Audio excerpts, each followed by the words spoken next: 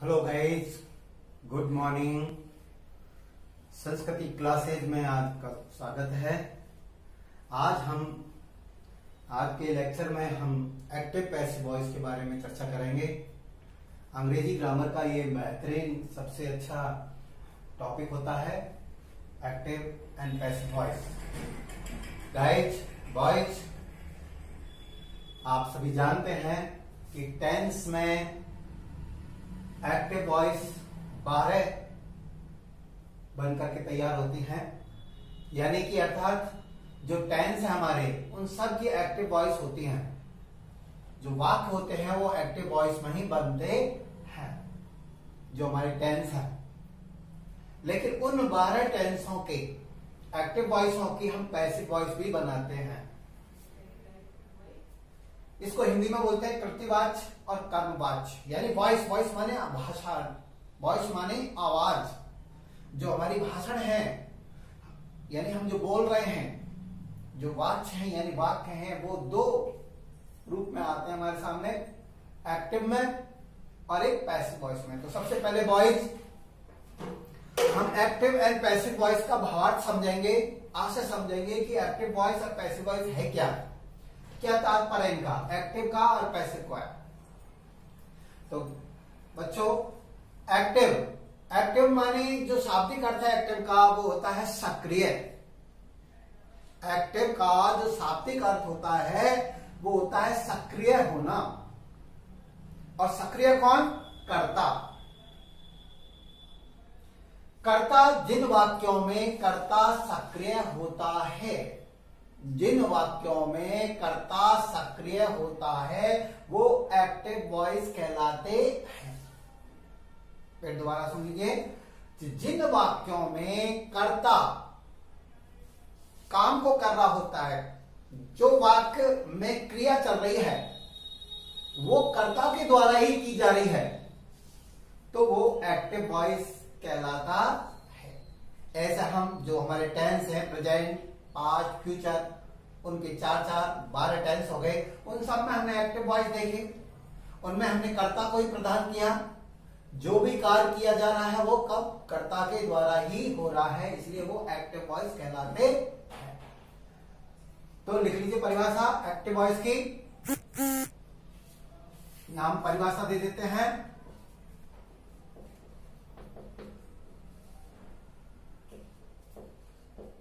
Active voice, Hindi लिख लीजिए कर्तृवाच्य।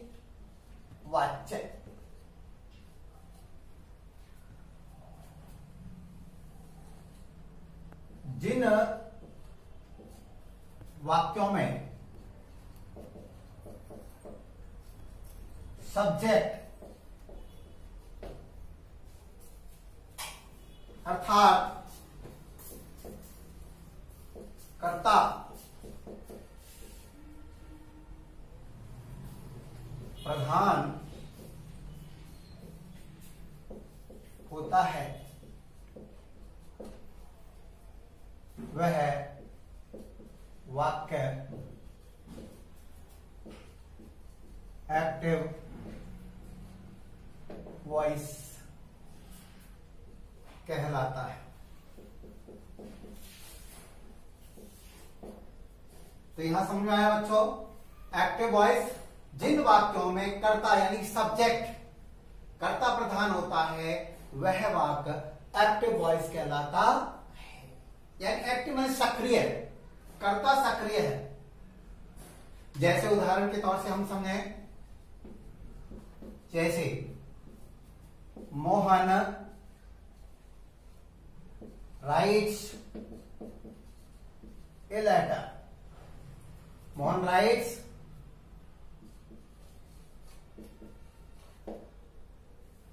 यहां हम देखें, मोहन राइट्स ए लेटर। यहां मोहन ये हमारा सब्जेक्ट है, ये हमारी क्रिया है वर्ब, और ए लेटर हमारा ऑब्जेक्ट कहलाता है। ध्यान दें, यहां हमारा कर्ता सक्रिय है, यानी कर्ता के द्वारा ही पत्र लिखा जा रहा है, इसलिए ये वाक्य कैसा है हमारा वॉइस कहलाता है। ध्यान दें, इसमें मोहन पत्र जो लिख रहा है, पत्र लिखने का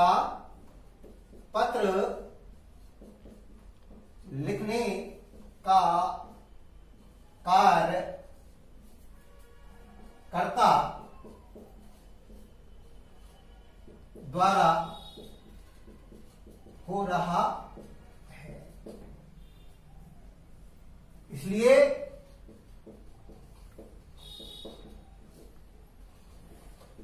यह वाक्य एक्टिव वॉइस कहलाता है। दूसरा इसका पैसिव वॉइस। अब हम परिभाषा चलते हैं पैसिव वॉइस पर। परिभाषा,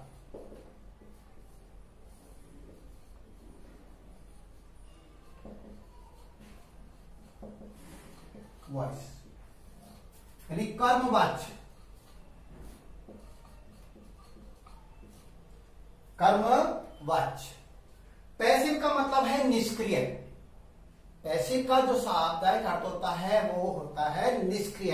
निष्क्रिय का मतलब है जिसमें कर्ता, जिसमें सब्जेक्ट निष्क्रिय रहता है, यानी कि सब्जेक्ट के द्वारा कार्य का बोध नहीं होता है, सब्जेक्ट के द्वारा कार्य नहीं किया जाता है, वो पैसिव वॉइस कहलाता है, यानी कर्मवाच्य। तो फिर कार्य कौन करेगा? वाक्य में, ऐसे वाक्यों में ऑब्जेक्ट के द्वारा ही कार्य करने का बोध होता है, यानी कि ऑब्जेक्ट ही इसमें प्रधान होता है, यानी शुरू में हमारा ऑब्जेक्ट प्रधान होता है, इसलिए इसको हम पैसिव वॉइस कहते हैं, यानी कर्मवाच्य, यानी कर्मवाच्य, कर्म प्रधान। परिभाषा लिख रहे हैं, ऐसे वाक्य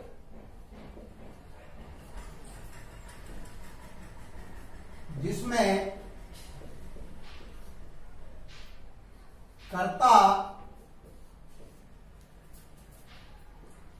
प्रधान न होकर कर्म प्रधान होता है,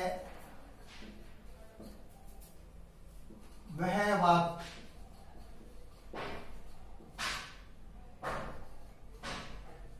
पैसिव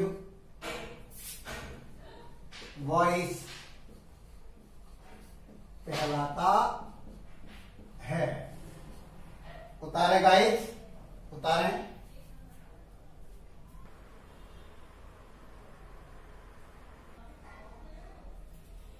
हाँ, तो वॉइस एक बार पुनः इसको एक्सप्लेन कर लेते हैं हम। परिभाषा देखिए, एक्टिव वॉइस जिसको हम कर्तव्यवाच्य बोलते हैं, जिन वाक्यों में सब्जेक्ट प्रधान होता है, यानी जिसमें सब्जेक्ट ही कार्य कर रहा होता है, कर्ता, जिसको सब्जेक्ट हम कर्ता, विषय कर्ता कार्य कर रहा होता है, कार्य प्रधान होता है, वो एक्टिव वॉइस कहलाता है। जैसे मोहन राइट्स ए लेटर, इसमें मोहन हमारा कर्ता है, राइट्स हमारी क्रिया, लेटर ऑब्जेक्ट, यानी मोहन के द्वारा ही पत्र लिखा जा रहा है, यह मोहन पत्र लिखता है, तो ये मोहन हमारा एक्टिव है, यानी सक्रिय है, इसलिए एक्टिव वॉइस कहलाता है। दूसरा हम पैसिव वॉइस बता रहे थे। पैसिव वॉइस कर्मवाच्य, जिनमें पैसिव का तात्पर्य में समझा रहा था निष्क्रियता। पैसिव माने निष्क्रियता, यानी जिस वाक्यों में कर्ता निष्क्रिय होता है, यानी कर्ता निष्क्रिय हो रहा है तो कर्म प्रधान होता है, यानी कर्म शुरू आता है, शुरुआत से ही कर्म से शुरू होती है और कर्म से ही कार्य का आरंभ होता है। कार्य जो किया जा रहा होता है वो कर्म पर ही डिपेंड रहता है, इसलिए ये पैसिव वॉइस कर्मवाच्य कहलाता है। तो यहाँ एग्जाम्पल हम समझते हैं, ऊपर वाला एग्जाम्पल ले लेते हैं। ए लेटर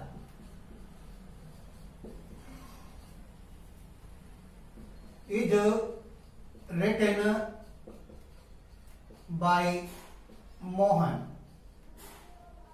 यहां समझिए, ए लेटर, यहां पर कर्म जो हमने ऊपर ऑब्जेक्ट बताया था, ऑब्जेक्ट को हमने कर्ता बना लिया, सब्जेक्ट बना लिया। ऑब्जेक्ट को हमने क्या बना लिया? सब्जेक्ट। और ये ही सब्जेक्ट जो है कर्ता, इसलिए हम ऑब्जेक्ट को कर्म प्रधान बना रहे हैं इसको, यानी कि ऑब्जेक्ट से ही हमारा वाक्य शुरू हो रहा है, इसलिए कर्मवाच्य कहलाता है। A letter is written by Mohan. जो सब्जेक्ट था वो लास्ट में गया, यानी निष्क्रिय पटक दिया उसको हमने। अब वो सक्रिय नहीं है, वो निष्क्रिय है, वाक्य के अंत में आ रहा है। और शुरू में हमारा कर्म जो है वो शुरुआत वाक्य की कर्म से हो रही है, इसलिए कर्मवाच्य है। वॉइस माने वाच्य, कर्मवाच्य है। समझाया वॉइस कि जिसमें कर्ता निष्क्रिय होकर के कर्म प्रधान होता है, ऐसे वाक्य हमारे पैसिव वॉइस कहलाते हैं। तो गाइस उतार दिया होगा ये। इसके हम कुछ रूल्स समझेंगे। अब कुछ खास जो गोल्डन रूल्स हैं कि किस प्रकार से हम एक्टिव से पैसिव वॉइस बनाएंगे, उसके कुछ गोल्डन रूल्स हैं, वो आप नोट करें।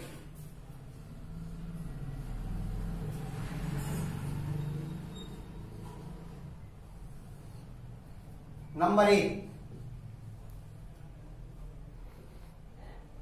सब्जेक्ट को ऑब्जेक्ट बना देते हैं। जो हमारा सब्जेक्ट है उसको हम ऑब्जेक्ट बना देते हैं। दूसरा नियम, ऑब्जेक्ट को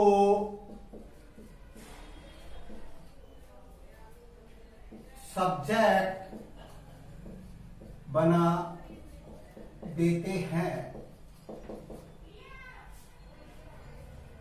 सब्जेक्ट को ऑब्जेक्ट बना देते हैं, ऑब्जेक्ट को सब्जेक्ट बना देते हैं।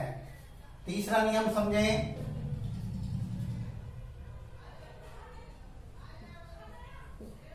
सब्जेक्ट के बाद हेल्पिंग वर्ब का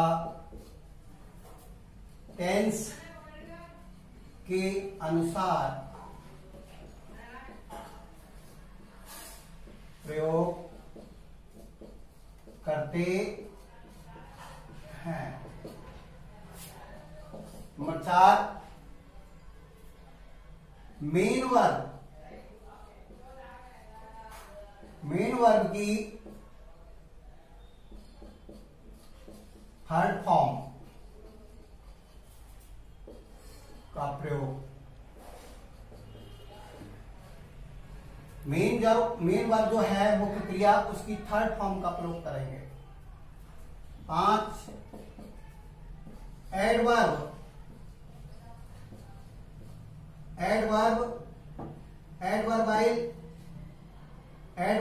शब्द जो है हमारे, एडवर्ब शब्द हैं तो वैसे ही रखे जाएंगे। यानी एडवर्ब शब्द आए हैं तो वैसे की वैसे ही रखे जाएंगे। और छठवां नियम है हमारा, बाय का प्रयोग करेंगे।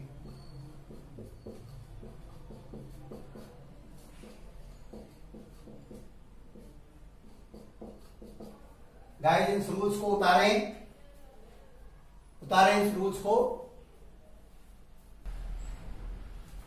हाँ तो गाइस उतार दिया होगा ये। इस रूल्स को हम कुछ एग्जाम्पल के द्वारा समझेंगे। देखो, पांचों रूल्सों को मैं आपको कुछ एग्जाम्पल्स देकर के क्लियर करता हूं इन नियमों को। जैसे हमारा एग्जाम्पल के तौर से, ही राइट्स ए लेटर, ये हमारा एक्टिव वॉइस है। इसमें ये हमारा सब्जेक्ट है, ये हमारा वर्ब है, क्रिया, और ये हमारा ऑब्जेक्ट है। चाहे तो हम लिख सकते हैं इनको, ये हमारा कौन सा एक्टिव वॉइस, शॉर्ट में लिख सकते हैं। He writes a letter. इनको हम पैसिव बनाएंगे।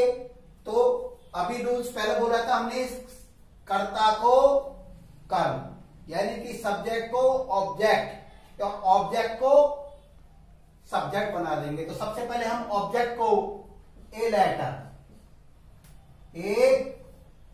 लेटर,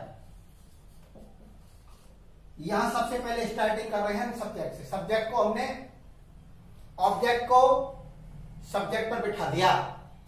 जो लास्ट में है हमारा ऑब्जेक्ट, उसको हमने सब्जेक्ट बना दिया ए लेटर। इज, या ध्यान देना, इज रिटन